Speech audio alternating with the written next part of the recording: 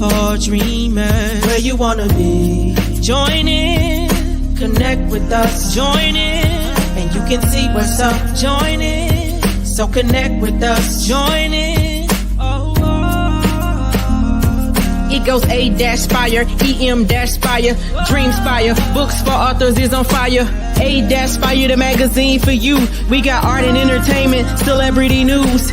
M-Spire for entrepreneurs and motivators. It's demonstrated, see how they made it. DreamSpireTV is where you wanna be. Extraordinary people doing extraordinary things.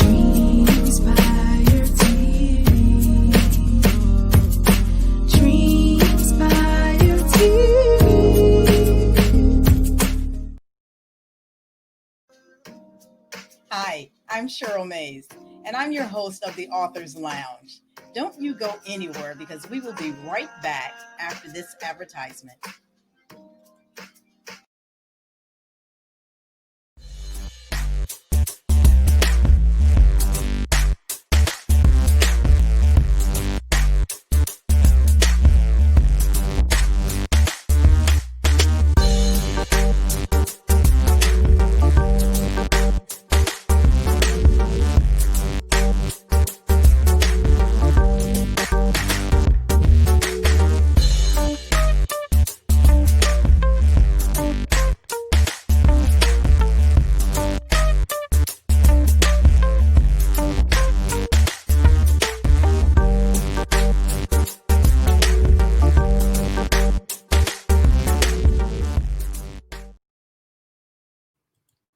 Hi, my name is Cheryl Mays, and I am your host for the Authors Lounge. And I am so excited today to bring to you an author that's going to share his inspiration, his experiences, his heart, and you are going to find out the story behind the story. So I am so excited to bring to the screen Fernando Rover. Hey, Fernando.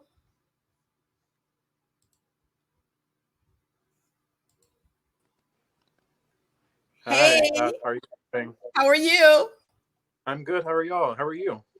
I am doing fabulous. Thank you so much for joining us here today on the Authors Lounge. I am Thanks so for having me. excited whenever I have an opportunity to bring someone that has done something incredible in the literary field. And you have done something incredible because we're going to talk about your book. And I just want to mention also that it is the 2019 Best Indie Book Awards for Poetry. So congratulations. Thank you. Thank you so much.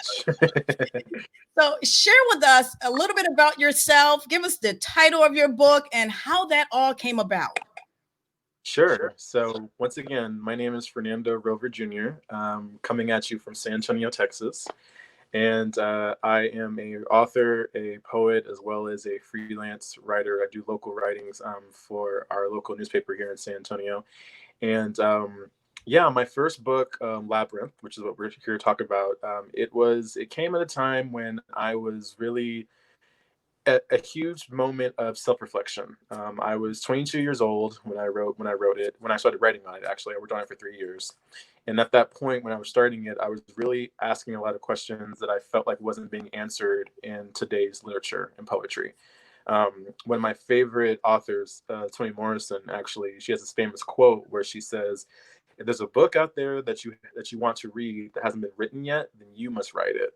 So for me, there wasn't a lot of literature, poetry, fiction, what have you, that really spoke to the Black male experience in terms of like vulnerability and really dealing with trauma and dealing with pain and kind of doing it in a way that was both revealing but also healing in the sense. And so for me, that's kind of, and I use myself kind of as an example. So I kind of used like what I was going through as like at that time for me. I was 22 at the time. I was a college graduate, and I had traveled abroad for the first time. Actually, I went to Scotland, and over there was where I discovered like what the labyrinth is. So if you guys can see my necklace here, this is the actual labyrinth.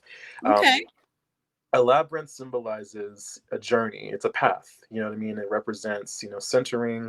It represents meditation. It represents experiencing acceptance and kind of coming into one's own. And that's really where I was at the 3 years of me working on, from 2016 to 2019, when I eventually published Labyrinth. I was really on a journey of self-discovery, a journey of self-understanding, and sort of coming to terms with what I had become and what I kind of was. And so that's really kind of how it was, really not on purpose. It kind of just happened as I knew I wanted to work on a project. I didn't know if it was going to be a book, a play, a poem, something. I knew I wanted to do that because I graduated with a degree in English. Okay. So I was like, well, so I have to write something, right? So that's kind of where the idea of, okay, I want to work on a project, but I just don't know what that project is. And so I kind of was in limbo for a long time. And then I went abroad to Scotland for 2 weeks, and then I came back, and I was in a whole nother state as a writer. I had so many ideas just coming out of me, like just so many ideas.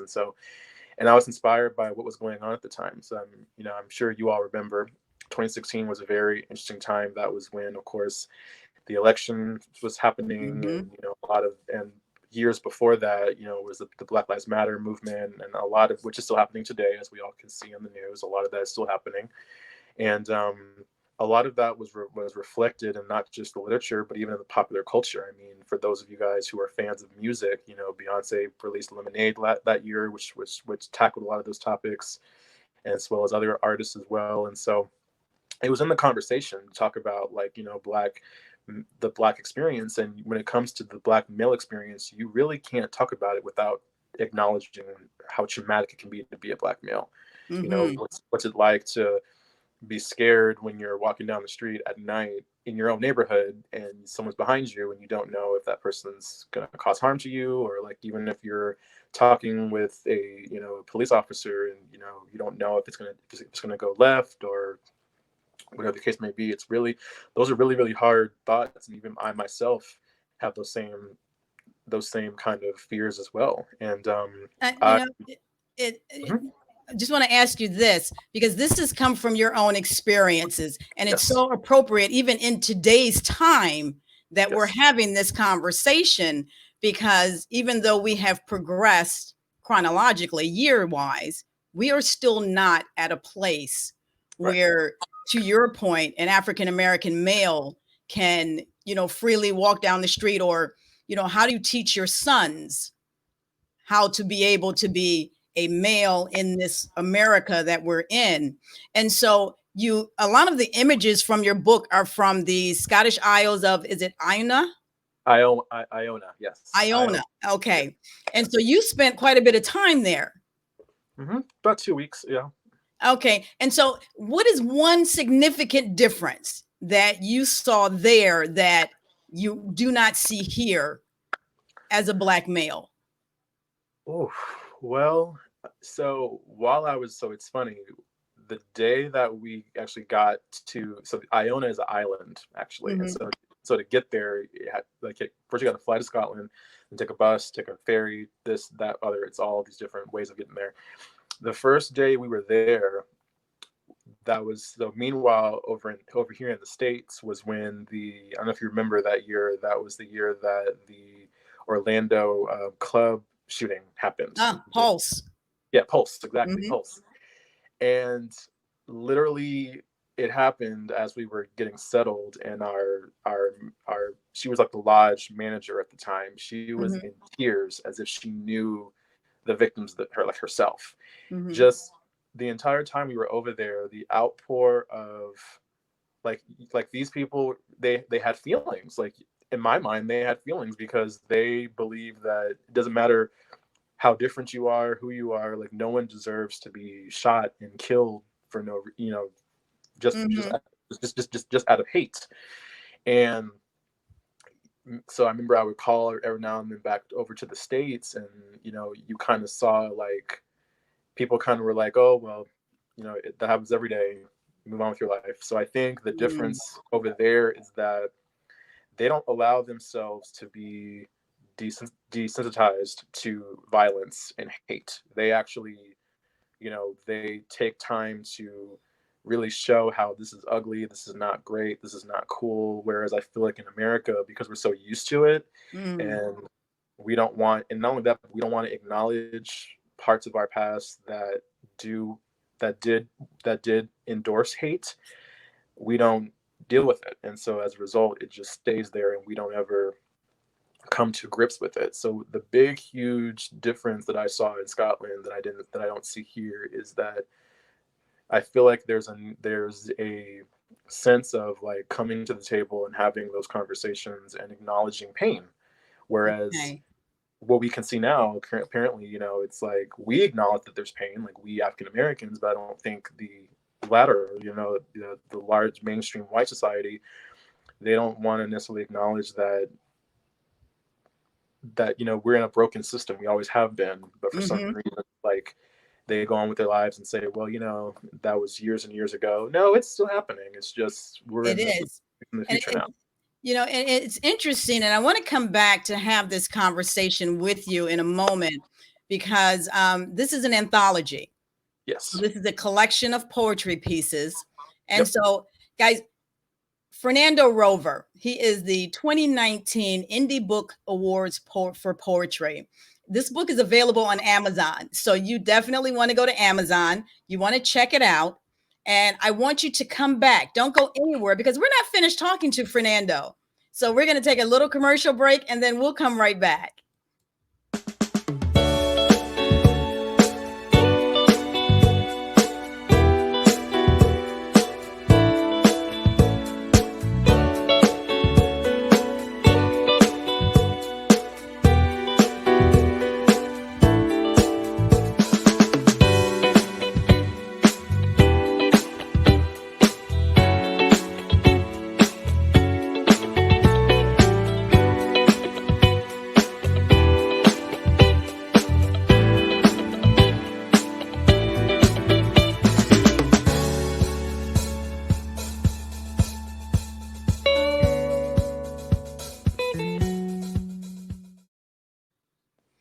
Thank you guys for joining us again. We are talking to Fernando Rover, the author of Labyrinth, the 2019 Best Indie Awards book for poetry.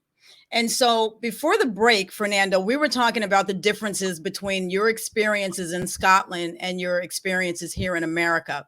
So now tell us about this collection of poetry.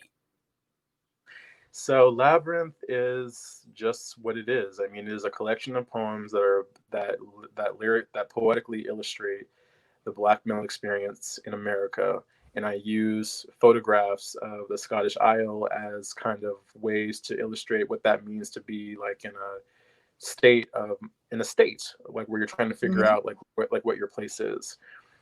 I based a lot of it on my own experiences from, when I experienced racial profiling when I was in college as a 22-year-old, and what that Okay. does to you, like, psychologically.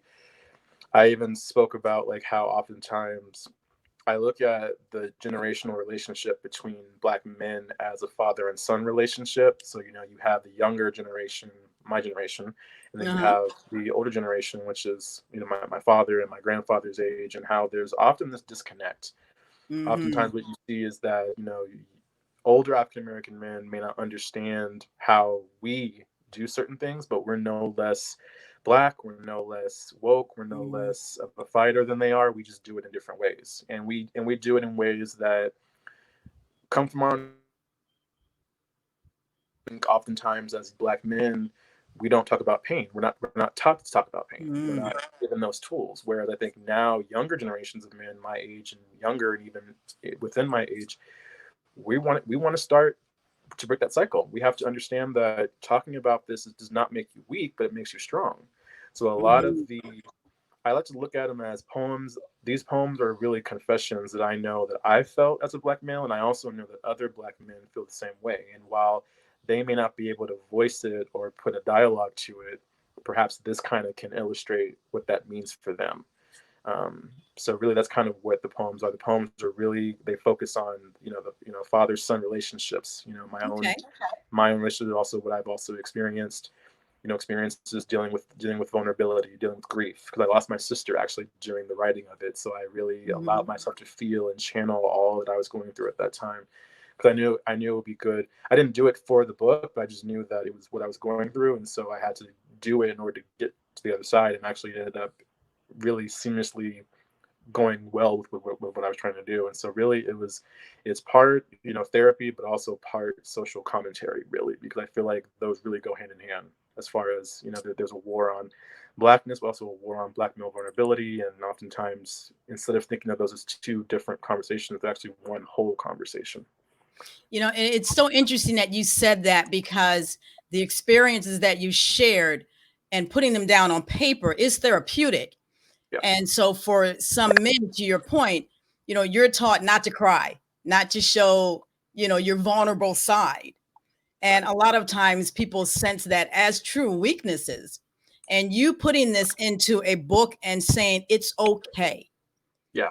It's okay for you to not only feel these things, but to outwardly feel these things. It's going to make you a stronger person. So now I have to ask you a question. What is your favorite poem that is in the book? Which one is your favorite? I've been asked that question so many times. I have many favorites for many different reasons, but for the sake of our conversation, I think my favorite poem is a poem I wrote. It's called Black Manifesto. So it was actually one of the last poems I actually wrote for the collection. Well, actually, no, I take it back. I wrote it actually during the course of the writing, but I revised it and then added it as a later addition. And what I wanted to do with this poem was I wanted to have one poem in my collection where I wanted to pay homage to any and every African American male writer that has paved the way, alive and living. So James Baldwin, Langston Hughes, Countee Cullen, Charles Chestnut, anybody that I could possibly think of. So I got this idea I went to a creative writing seminar one time with this wonderful poet from San Antonio, and he did this exercise where we would go around the room and we would say random phrases or random words. And then after we all went and had our turn, he said, okay, I'm gonna give you 2 minutes to come up with a poem based off of only these words. And it can be any poem that you want to do. Don't worry about if it makes sense. Don't worry about whatever. Just use only these words as in your poem. So I literally taking that same technique, I actually looked up every single title of any book or any short story, anything that was written by a Black male. So Up From Slavery by Eldridge Cleaver, Giovanni's Room, Go Tell on the Mountain by James Baldwin, The Spook That's Set by the Door by Charles Chestnut, any type of title by any African American male. And I basically put them in the poem. So now when people read it, they'll be like, oh, that's like for example, I use again, Richard Wright, and I read, Langston Hughes, because for me, it's like when you get to a point, you really have to pay homage to those who paved the way for you. You Absolutely.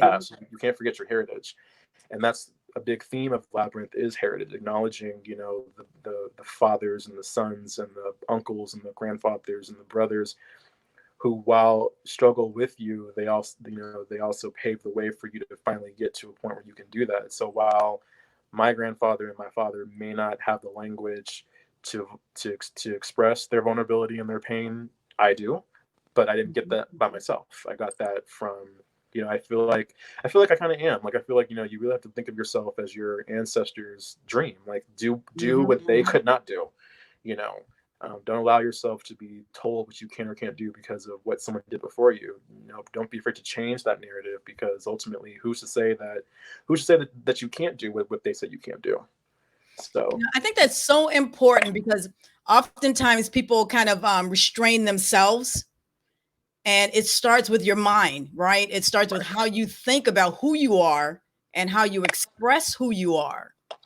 And so I applaud you for putting this together.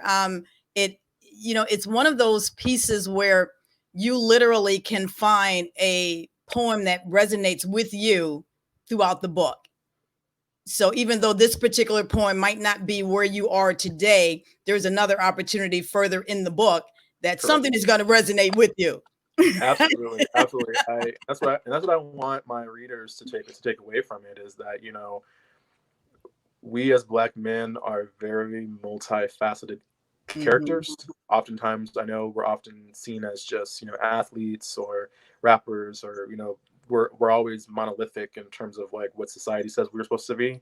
But I mean, I know there's so many wonderful Black men who are doctors, who are professors, who are artists, Hmm. who are chefs, who are, mentors, who are, we exist outside of the parameters of what people let us know we're supposed to be. And so look at that when you're reading Labyrinth, look at it from that perspective. Understand that it doesn't, I don't write it for one particular Black male. I wrote it for any type of Black male. So that's what I kind of want people to take away from. Awesome, because that was going to be one of my questions. What's the message that you want people to walk away with? Um, Hmm. Listen, this is the Author's Lounge, and you are listening to Fernando Rover. And what's going to happen is we're going to actually have an excerpt reading from Fernando. And this reading is going to be placed on DreamSpireBooks.com along with his book. So you have an opportunity to hear one of his poems read by him in a manner that he would like for you to feel the emotions and to have the experience that he's had when he was writing this book. So you definitely have an opportunity to hear from Fernando Rover as he does an excerpt from his book. Fernando, is there anything else that you would want to say before we leave? Yeah, I remember. I think I don't know if it was yourself or someone had asked me the question, if you could have dinner with your Yes. favorite author, what would it be? And I'm thinking, well, live or living or so I guess for me, deceased, I would love to have dinner with Toni Morrison, because without her, I would not have wanted to be a writer. She was and is like one of the greatest authors of our time. Like, she's just a fantastic writer. Mhm. But I guess living, I would love to have dinner with Jericho Brown. He just won the Pulitzer Prize for poetry. He's another Black male as well, Okay. and I would just love to like just kind of get his thoughts. Like, how did it feel when you were announced, and like what was your life like now? Because you as a Black male poet to win the Pulitzer Prize, like it's a big deal. So Yeah. yeah, I would love to just do that. But yeah, other than that, just I hope you guys go out and purchase it and let me know what you think and give it a good review, or a review anyway on Amazon, because regardless of what you think of it, I want to know, because that's how I get better. That's how I improve. And so, yeah, definitely go out and support it, and just let me know what you think about it. Guys, that is so important for authors. And being an author myself, I know how important it is and how great it is to get a review, to be able to hear how a person received your work. And if you craftily construct something that is not positive, that's okay too, right? Because then it allows you to be better and allows you to institute some of those pieces into the next piece of literature. So, Fernando, how else can a person follow you? And you have something coming up in June, right? Isn't there a signing of Yes. something? Tell us about that. Yes. So you can follow me on Instagram, Facebook, and Twitter. My name is Fernando Rover Jr. It's at, and then all lowercase letters. Mhm. I'm actually having my very first virtual book signing on June 20th. If you follow me, you'll see like you'll see the the advertisement, and then there's like a little Google form that you can fill out. That way I kind of know, because I'm doing it on Zoom. I've noticed, with COVID-19 happening, we kind of have to be creative in our events. And I thought, well, why not have a virtual, book signing where, like, what I'll do is I'll read and I'll kind of show about the photos, and then, if anybody wants to buy a book, what I'll do is I'll get their information, and then I'll autograph the book, and then I'll mail it to them, after, once it's over. So yeah, it'll be June 20th. It'll be at 4 p.m. If you follow me on Facebook, Twitter, and Instagram at Fernando Rover Jr., you'll hear and see all about it. I am going to make sure that we put that in the comments because I want you guys to get this book. I want you guys to go to the book signing on Zoom because everything is on Zoom now. So you can stay home in the comforts of your home and still have this experience. So, Fernando, thank you so much for Thank sharing you. with us your collection of poetry. Congratulations again on it being one of the 2019 Indie Book Award winning poetry books. Congratulations on that. And Thank you so listen, much. when you get your Pulitzer, I want you to come back. I claim it. I'll claim it. Hey, There you go. You got to speak it. You got to speak it, I'll right? speak it. Absolutely. Absolutely. You never know, right? There you go. Lots can happen. Hey guys, thank you so much for joining us today. I am so excited to be able to have shared this time on the Authors Lounge with Fernando Rover. And don't go anywhere because I want you to stay connected with us. And so here is an opportunity. So here's what I want you guys to do. Right now, I want you to take your phone. If you have an iPhone, if you have an Android, whatever it is, I want you to take a screenshot of this QR code right here. And this is going to take you immediately to our website at DreamSpire Books. So this is an opportunity for you to now go to DreamSpire Books, click on Fernando's book, and you can hear an excerpt because he is going to do a reading for us. So it's not over yet. So stay tuned, and thank you so much for joining us. My name is Cheryl Mays, and this is the Authors Lounge. And come back every day because we have an opportunity to have authors visit us from all genres. And I am so excited when I have an opportunity to be able to share an author with you, to be able to share their inspiration, their motivation, and their passion.